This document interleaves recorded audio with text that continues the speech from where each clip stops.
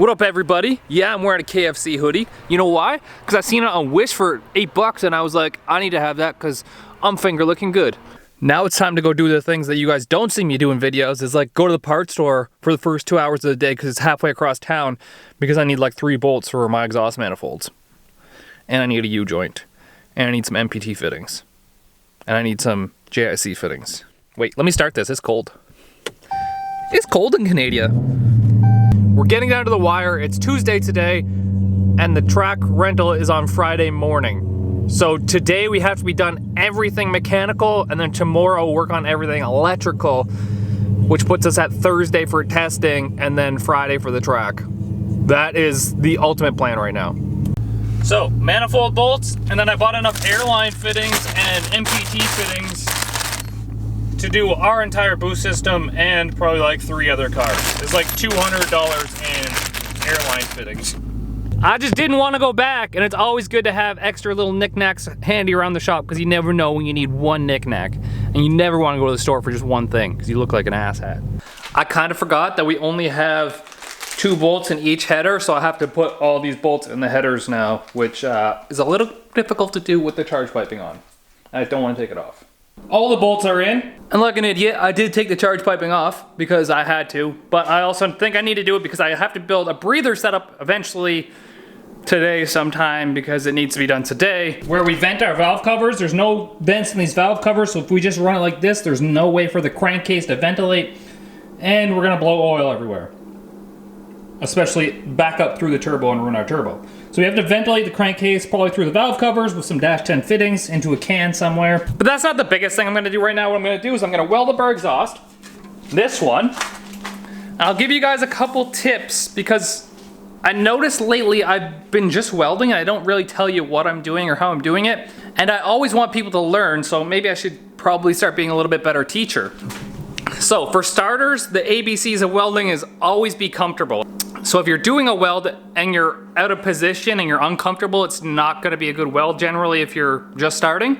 So the main thing is to be comfortable while you're welding. The next thing is I'm probably gonna run between 55 and 60 amps on my welder. I noticed that on my Miller I had to run between 48 and 50 to get the same result as this one. It might be because the longer leads on the torch. I'm not sure what it does, but you're gonna have to figure out which is best for your situation.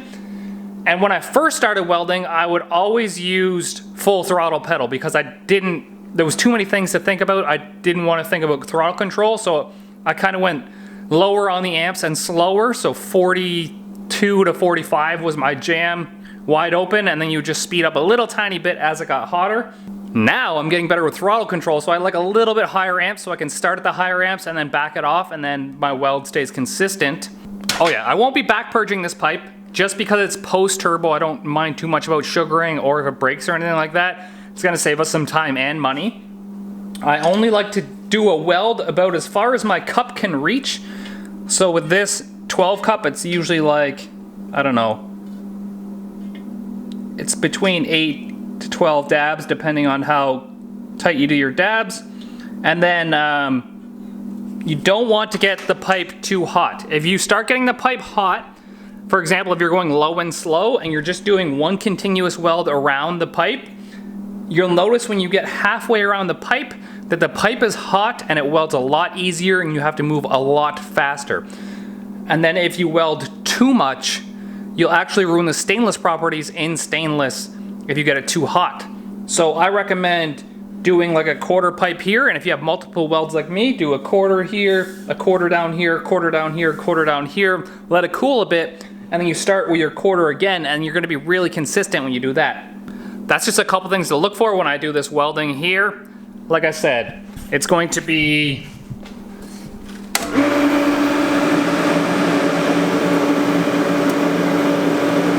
right around 60 amps. Nothing special, just straight DC. If you do a thicker flange like this, it's gonna be closer to 80 amps. And then we're gonna be a number 12 cup, so double that in size for your CFH, and we're gonna end up somewhere around 25-ish.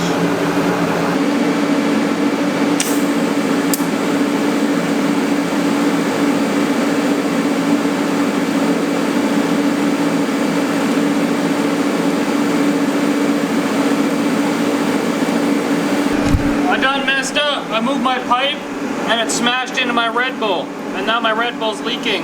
It's leaking its life away. I need to drink it. I'm sorry, little buddy. I'm sorry. How do I save you? I need tape, ASAP.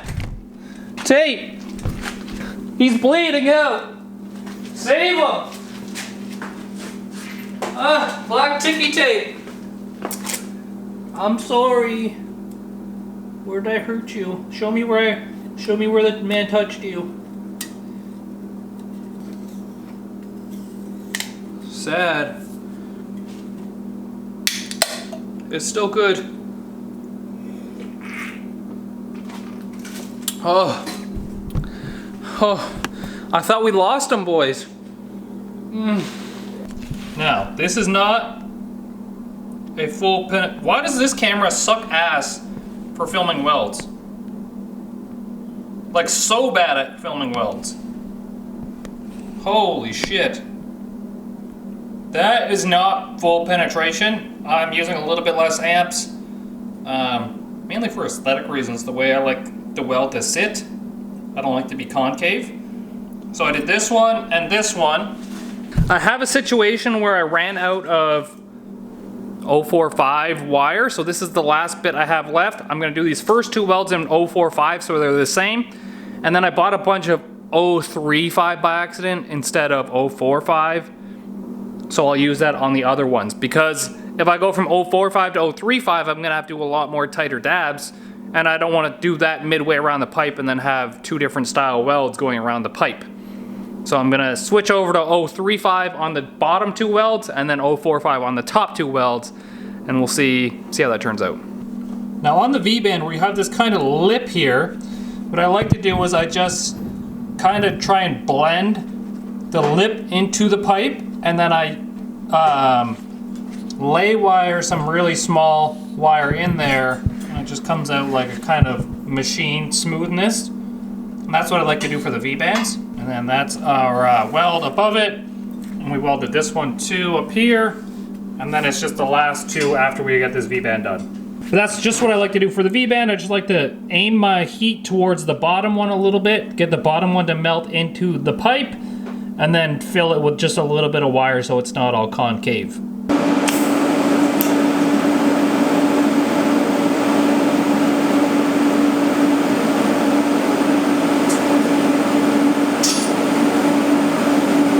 Oh, 035 dab distance,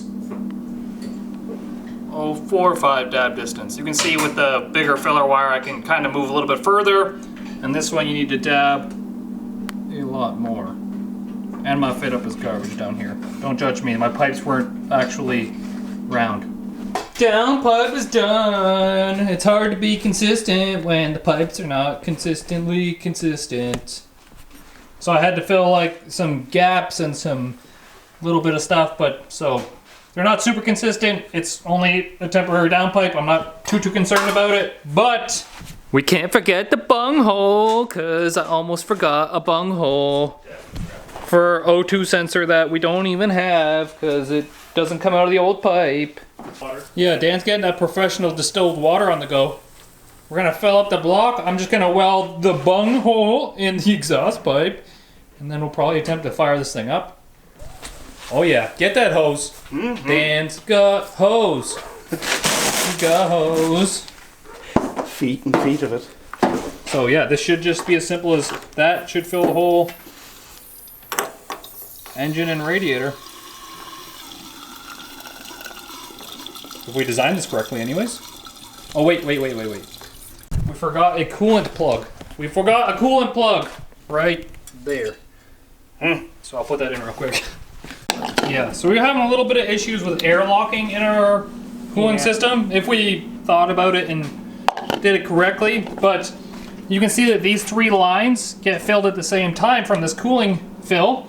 So it actually fills the top side of the engine and then the top side of the radiator all at once, so everything in between that's going to get airlocked. What we had to do was pull off one hose and just fill it from this hose into the top of the engine and let it backfill everything, and then once it got to the height where the water pump started working, we were able to use the water pump to get some air bubbles out of it. But that's what it's like now. I'm going to throw our downpipe on because I finished our bunghole. And then the charge piping, and then we should try and fire it up, I guess. Nice. Okay, so Dan's gonna put some fuel in it. We're gonna put some race gas, just because that's what we'll be using all the time in this car. We still have a big barrel of 116 over there that we didn't use. This is also 116, it's just in a VP can. Which has a dirty top, but I don't like that. Yes, I forgot to have that stuff in my fuel injectors. You want a cloth? Yeah. I'll put it on. Right here, look. So, what do we do after it starts? There's a bunch of nitpicky little stuff to do. Wiring's a big one. Transcooler. Transcooler's a really big one. Do I need to like hold the funnel at a certain angle? Nope. It's gonna work? Yeah, I just gotta moderate this to see how far it comes out of the. Oh, I mean the. Oh yeah, look at that. Nailed it. Right. Gotta change my battery, it's dying. Drive shaft didn't go in. I'm waiting for a U-joint. It's coming in tomorrow morning. And the drive shaft can go in. Transcooler is the next big thing that has to be done. Let's get ready for a little bit of excitement here because this might actually start. I know it's gonna start, but it's gonna be the first time it starts with our turbo kit on it.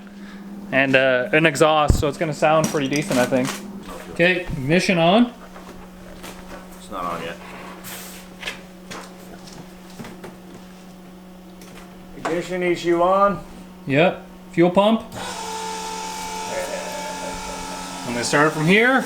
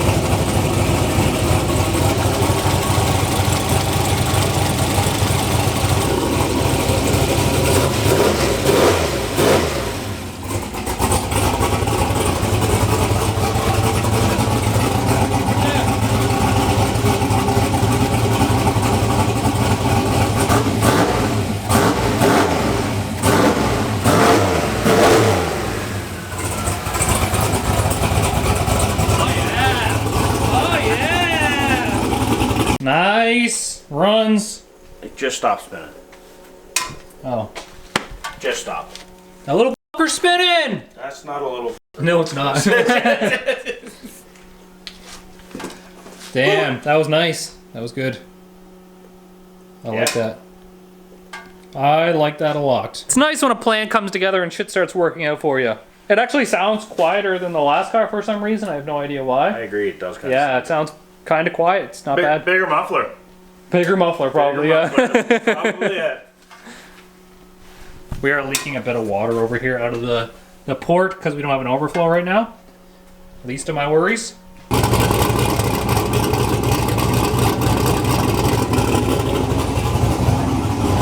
So my stupid ass forgot that we didn't have the valve covers vented, and I had the oil cap on, so the crankcase was pressurized, and it came up back through the return line for the turbo, and it was leaking out that fitting.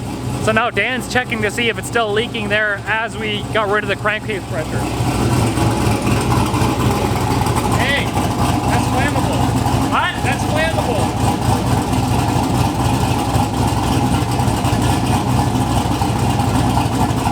I don't want it to be cold oil. I want it to be fresh oil.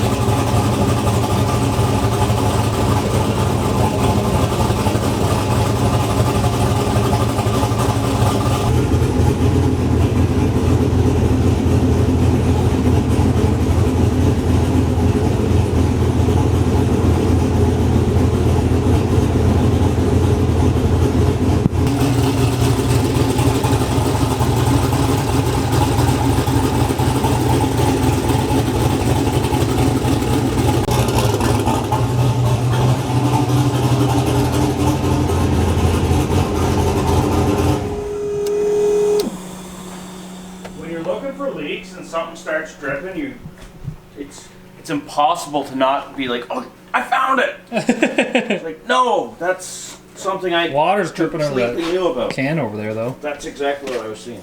Yeah. So I went inside, I edited what I have, and now I'm back out again to finish off this video. It's like 9 p.m. I'm gonna be out here for a couple more hours trying to get as much done as I can today so we can get an early start on tomorrow. We have this piece of 4-inch aluminum and a 4.5-inch aluminum hole saw. We're gonna try and cut some caps for this one. They're gonna be a little tiny bit big, so we'll just have to put a ridge on them. But we're gonna make this our coolant overflow. It's gonna be 4 inches big. I just want a bit more volume in it because my 2.5-inch one I had last time wasn't big enough. And we just have to find a spot to put it. I might put one here, just like that. Put one here, and then if I cut it in half, I could put one over there and use this as a catch can for our valve covers. So somewhere right here on this one, that's like, I don't know, 12 inches from here to there probably. Yeah, 12 inches. Chuck it in the bandsaw. Oh my god. Oh my god, I have 3.5-inch piping. Maybe I'll use that. Because I know I have a 3.5-inch hole saw. That'll work a lot better. Where's my 4-inch piping? My bench is getting so dirty right now. So this is actually 3.5-inch hole saw. We'll make some 3.5-inch caps. But we'll still make it the same height. Recruited the boys. Dan and Isaac came over. Dan's gonna start on the transcooler back there while I do more welding shit. Isaac's gonna hold down the chill zone in the middle there. It's very good at being a gopher. I've decided, I cut some 4.5-inch circles. They're a little bit big, so I'm just gonna weld that groove. It's gonna look a little dumb, but I wanted a bit more volume to our catch can. So that's gonna be our catch can here. This one is going to be our coolant overflow. And we got some welding to do again. All right, here's our 2 cans made. This one, the lip ended up getting like eaten away as I was welding it, so it kind of came out a little bit dumb, but that's just kind of what happens when I didn't have a 4-inch hole saw. This one came out pretty all right. This one's got to get a cap on top, an 8 MPT in the bottom, so it can go to the other coolant can, and then an 8 MPT in the side, in the top somewhere here, so if it fills up too much, it can just drain out. This can's gonna get a breather filter for the vent, a 1/4 inch on the bottom for draining the can, and then a 2-10s to vent the valve covers. It's getting to that point now where like my drill bits, they're getting foobarred. So this one's messed up around halfway through, so I have to use this one to start the holes, and then this one's messed up on the second one, so I have to use this to finish the holes, and then this one is messed up right in the middle as well, so I can't use that one either. It's time that I probably get a new set of hole saws. I mean, my PO box is linked down below if anybody wants to Amazon me that so I can buy hookers. Okay, here's our 2 quick cans unwelded right now. I think this is like an hour into building these. This piece of pipe is gonna hold the breather on the side here. This pipe actually goes into about here, so the air actually has to change direction. It's gonna go in here, it's gotta baffle around and go out that way. And then there's an 8 fitting on the bottom of this one. And then this one's got the 8 in the side, the cap goes on top, and then the 8 on the bottom. And now I'll save you the heartache of listening to me weld aluminum, but I mean, Dan's under the car, he's gotta listen to it the whole time. But it's gonna be a lot of bzzz. What this feels like anyways. Yes.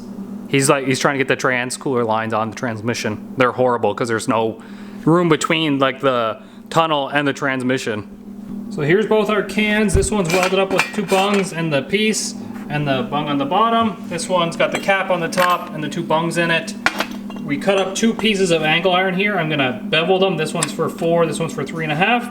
And then these can get welded to here, and that's how we're gonna mount it to the body. Just rib nut something to the body, and then it'll hold up by that. So that's where the catch can's gonna fit right there. It needs to be rib nutted to the side on our tab. And then the coolant one is gonna fit right here. I'm not gonna grab it because it's hot, but it's gonna fit like right in this area.